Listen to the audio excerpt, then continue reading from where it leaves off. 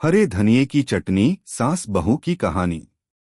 कहानी एक छोटे से गांव की है जहां सास बहू का रिश्ता हमेशा से बहुत मजबूत और प्यारा रहा है। यह कहानी दो मुख्य पात्रों पर आधारित है, सास सुमित्रा देवी और बहू राधा। सुमित्रा देवी एक अनुभवी महिला हैं जो अपने अनुभव और ज्ञान से सभी को प्रभावित करती हैं। राधा, सुमित्रा की बहू, एक युवा, समझदार और मेहनती लड़की है। उनका रिश्ता समय के साथ बेहद गहरा और समझदारी से भरा हुआ है। अगर आप अपनी माँ से प्यार करते हो और उनको हमेशा खुश देखना चाहते हो तो चैनल को सब्सक्राइब करो, लाइक करो, जय माता दी कमेंट करो। बहुत ही जल्द आपको खुशखबरी मिलेगी। प्लीज वीडियो को लास्ट तक जरूर देखें। अब आगे सुने। पहले अध्याय, सास बहू की शुरुआत। गांव के सबसे सुंदर घर में सुमित्रा देवी और राधा की एक छोटी सी दुनिया बसी हुई थी। राधा सुमित्रा के घर में नए नए आई थी और यह उसे कभी महसूस नहीं हुआ था कि वह किसी दूसरे घर में है। सुमित्रा देवी की सासियत और सुलझे हुए स्वभाव ने राधा को हमेशा ही एक सुरक्षित और प्यारी दुनिया में महसूस कराया। राधा, तुमने तो आज बहुत अच्छा खाना बनाया है। यह आलू की सब्जी तो कमाल की है, सुमित्रा देवी ने राधा को सराहा। राधा मुस्कुराते हुए बोली, धन्यवाद सासू माँ, ये सब आपके सिखाए हुए तरीके से ही बनाई है। सुमित्रा देवी की छोटी छोटी बातों ने राधा को हमेशा कुछ न कुछ नया सिखाया था। राधा और सुमित्रा देवी का रिश्ता समय के साथ सशक्त होता गया था। एक दिन सुमित्रा देवी राधा से बोली, राधा, क्या तुम हरे धनिये की चटनी बनाना जानती हो? राधा ने थोड़ी सोचते हुए कहा, जी हाँ सासू माँ, मैंने सुना है कि यह बहुत स्वादिष्ट होती है, लेकिन मुझे कभी खुद से बनाने का मौका नहीं मिला। सुमित्रा देवी मुस्कुराईं और बोली, तुम कोशिश करो, मैं तुम्हारे साथ हूँ। दूसरे अध्याय, हरे धनिये की चटनी। राधा ने सुमित्रा देवी की बातों को ध्यान से सुना और दोनों ने मिलकर हरे धनिये की चटनी बनाने की तैयारी शुरू की। राधा ने हरे धनिये के ताजे पत्ते एक कटोरी में डाले और सुमित्रा देवी ने उसे अच्छी तरह धोने के बाद उसमें अदरक, लहसुन, हरी मिर्च, नमक और नींबू का रस डालने की सलाह दी। फिर दोनों ने इन सब चीजों को मिक्सी में डालकर एक बेहतरीन चटनी बनाई।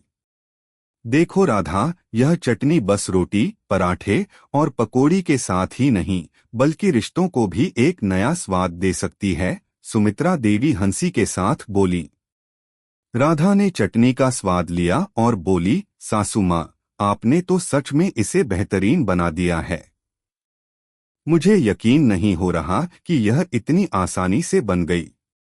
सुमित्रा देवी ने हंसते हुए कहा, यह सिर्फ चटनी नहीं है, यह हमारी मेहनत, प्यार और एकता का प्रतीक है। जैसे हम एक साथ काम करते हैं, वैसे ही इस चटनी में सभी चीजें एक साथ मिलकर एक बेहतरीन स्वाद देती हैं। तीसरे अध्याय, सास बहू का रिश्ता। चटनी के साथ ही सुमित्रा देवी और राधा की बातचीत भी बहुत गहरी हो गई थी।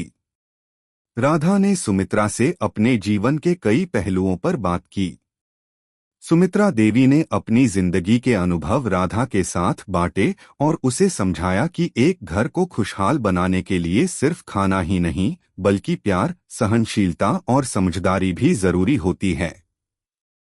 राधा ने पूछा, सासू माँ, आपने अपनी जिंदगी के इतने कठिन समयों को कैसे झेला?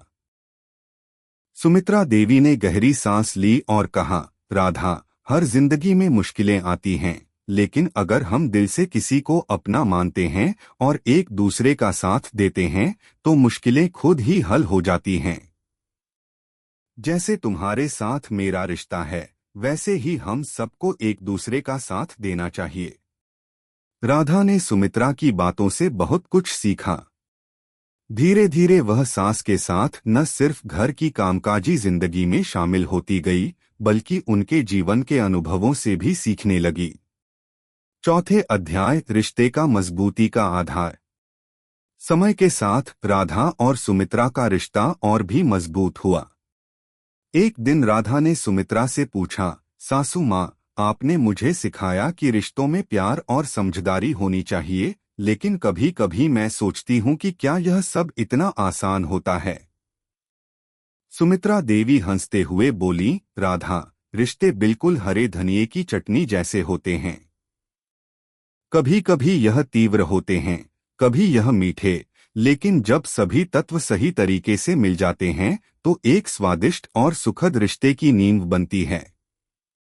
तो यह कहना चाहती हो कि रिश्तों में भी थोड़ा सा खट्टापन और तीव्रता होनी चाहिए? राधा ने मजाक करते हुए पूछा।